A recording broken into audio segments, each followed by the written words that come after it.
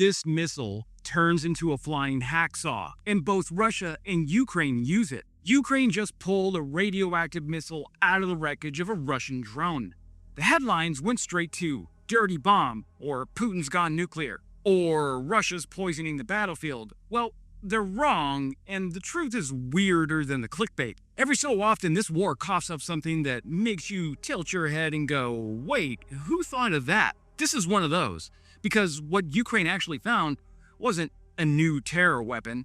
It was a 50-year-old Soviet dogfight missile bolted on a one-way attack drone, doing exactly what it was built to do back when disco was still a going concern. The radiation is real.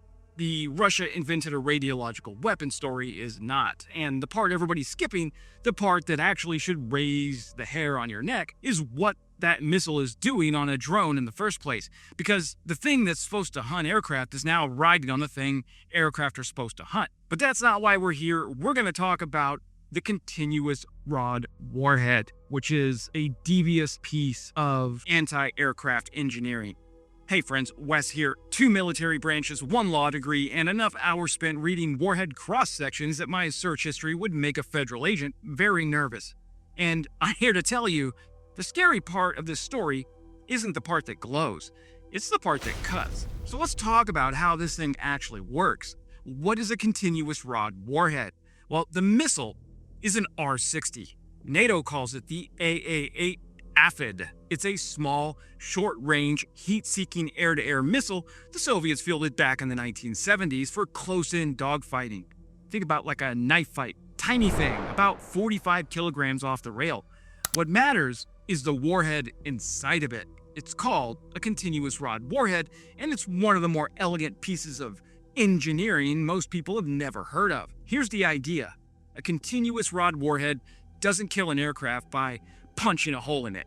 It kills the aircraft by cutting it. Inside the warhead is a bundle of metal rods welded together at alternating ends, folded up like an accordion. When the explosive goes off, those rods snap outward into a single expanding ring, a hoop of metal that flies out from the missile and slices through whatever it touches. A normal fragmentation warhead is a shotgun blast. A continuous rod warhead is a circular flying hacksaw. And that design makes sense the moment you remember what it's hunting.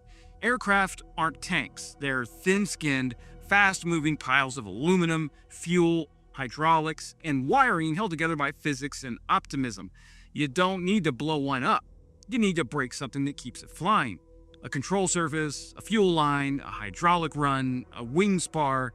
You're not trying to make a crater, you're trying to make the airplane stop being an airplane. Now, here's where the radiation comes in. The R-60's warhead is small, around 3.5 kilograms, and in some versions, those cutting rods in the continuous rod warhead are made of depleted uranium. Now, people hear depleted uranium, and their brain immediately goes to tank rounds and A-10 cannon shells. And that's fair, because that's where most of us have heard of it. But DU isn't a tank thing. DU is a density thing. The stuff is about 2.5 times denser than steel, so when you've got a tiny warhead and you need each rod to carry enough mass to slice through aircraft structure, even on a near miss, dense metal is exactly what you reach for. Same material as a tank round, completely different job. In the tank round, the density punches through armor. In the missile, the density lets a near miss still cut deep. And before anyone credits Russia with some dark new invention, let's be clear. Russia didn't come up with the flying hacksaw. Continuous rod warheads are shared Cold War heritage. The U.S. Navy put one on the Talos surface-to-air missile. Johns Hopkins Applied Physics Lab described that design openly. Steel rods welded into hinge joints and flung outward by the blast. The AIM-7 Sparrow is widely described as a continuous rod type. Some variants of the Sidewinder family use the concept too. The US was doing this, NATO was doing this, the Soviets were doing this.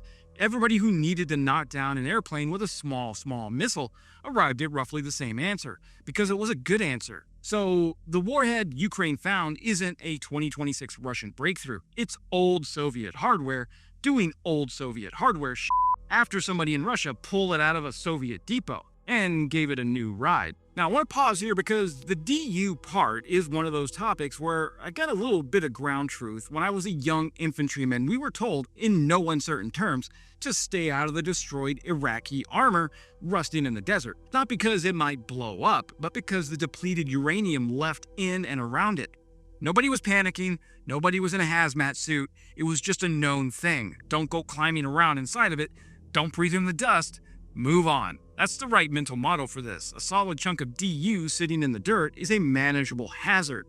The serious risk is when it burns, or oxidizes, or shatters into dust you can inhale, which is exactly why the Ukrainian SBU told civilians to stay the hell away from the wreckage, and that warning was completely correct. DU isn't magic death dust, but it's also not harmless. It sits in that ugly middle category of military materials that are useful precisely because physics doesn't care about your feelings. So here's what Ukraine reported. On May 20th, the SBU said investigators found elevated radiation on fragments of an R-60 missile recovered near the village of Kamka in Chernihiv Oblast after a strike on the night of April 7th. The missile had been mounted on a modified Duran-2 drone, the Russian-built cousin of the Iranian Shahed. They measured gamma radiation around 12 microsieverts per hour at the wreckage, well above natural background. They identified depleted uranium striking elements, uranium-235 and uranium-238. They secured the warhead, they hauled it off to a radioactive waste storage, and they opened a war crimes investigation. Now, let's be honest about what that does and doesn't tell us. First, a gamma detector is a smoke alarm, not a chemistry lab. It tells you radiation is present. It doesn't tell you exactly what's producing it. Second, uranium-235 and uranium-238 only tells you the material is uranium-bearing. The number that actually settles the question is the isotope ratio, and that's the one piece of detail the public statement doesn't give us. The ratio is what separates depleted uranium from natural uranium from something else entirely. Third, and this is the part that makes the DU conclusion believable anyway, the R-60M has been reported for years to carry depleted uranium rods in its continuous rod warhead. So, if the lab is right, DU isn't an exotic surprise. It's the boring, expected answer. Now, this is a claim that deserves serious analysis. The radiation is real. The Russia-built a radiological weapon framing is a leap the evidence doesn't support, especially since Ukraine fires DU munitions at Russian armor with Western supply grounds. Nobody's calling those a dirty bomb, and they're right not to. And here's the part that should kill the panic outright. Ukraine flies the same missile. The R-60 was standard kit across the Soviet fleet, which means it's hanging under Ukrainian MiGs and Sukhois right now. Both sides inherited the same depot. The only thing Russia did differently was take it off the jet and bolt it onto a drone. Okay, so here's where this gets genuinely strange and where I think the real story has been hiding under the radioactive headline the whole time. Why is an air-to-air missile riding on a one-way attack drone at all? An R-60 was designed to hang under the wing of a Soviet fighter and be fired from another aircraft in a turning fight. That's its entire reason for existing. A drone is the last place you'd expect to find one. And the answer, according to the SBU and Ukraine's military intelligence, is nasty.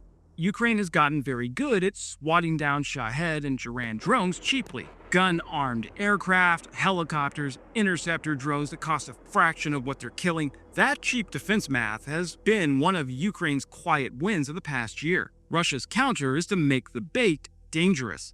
Bolt a small heat-seeking missile onto some of those Durans, and now the drone isn't just a flying bomb, it's a flying ambush. The Ukrainian helicopter or the aircraft that closes in to kill the cheap drone might suddenly find that the cheap drone is looking back. Ukraine's intelligence has tracked this configuration since December, and at least one variant reportedly carried both a warhead and a shoulder-fired air defense missile, or a manpad. The drone was always the prey. Russia is trying to turn some fraction of the swarm into a predator. That's not a new weapon, that's just a category change in what an attack drone is for. And the effect compounds in a way that isn't obvious at first. You don't have to arm every drone for this to work. You just have to arm enough of them that a Ukrainian pilot can't assume any given Duran is harmless. The whole economy of cheap interception runs on the idea that you can close to gun range or send up a cheap interceptor with very little risk. Put teeth on even one drone in 20, and every intercept becomes a gamble. That's the real cost Russia is trying to impose on Ukraine. Not the radiation, the hesitation. Make the cheap, confident kill into a risky one. And you've made Ukraine's most efficient defensive tool a little slower and a little more expensive every single night. Now, the catch, and it's a big one, this is improvisation, not a wonder weapon. A 50-year-old infrared dogfight missile fired from a slow-moving drone at a maneuvering aircraft that probably saw it coming is a long shot on a good day. The R-60 was built for jet versus jet knife fights, not for a lawnmower engine drone to snipe a helicopter. Most of the time it's going to miss, so for now this reads more like a deterrent and a nuisance than a reliable killer. It's the threat of the thing as much as the thing itself, but for now is doing a lot of work in that sentence because the entire history of this war has been one side or the other taking a janky improvisation and grinding it into something that works. So here's the takeaway. Strip away the radioactive headline and what you're left with is a perfect little snapshot of how this war actually runs. Russia is reaching into Cold War depots, pulling out missiles older than most of the soldiers firing them and welding them onto drones nobody imagined when those missiles were built. Ukraine is answering with improvised interceptors, electronic warfare, and tactics that didn't exist 4 years ago. Both sides are fighting a drone war with hardware designed for a war that never happened. Legacy doctrine never covered any of this. They're making it up at the speed of contact. And the depleted uranium missile in the Chernihiv dirt is just the part that happened to set off a Geiger counter. So no, it's not a dirty bomb. It's something quieter and more telling than that. It's a reminder that in this war, almost nothing gets thrown away. It just gets retasked, re-aimed, and sent back up. That's the story worth telling, not because it glows, but because it cuts. And because the thing doing the cutting is older than the war it's fighting. Alright, that's the breakdown. If this is the kind of analysis you want more of, the simplest way to keep it going is to join as a member. It's about $3 a month, and it prevents me from having to resort to sponsored segments. You get hit by enough ads enough as it is already. You don't need me taking 60 seconds out of my video to try to sell you a VPN service. But that also means that I'm leaving money on the table, so I'm hoping memberships make up for that every month. If that's not for you, no pressure at all, just hit subscribe, that's free, so you don't miss the next one as this thing keeps evolving. I appreciate you being here, and as always, glory to Ukraine, glory to the heroes. Crimea is Ukraine.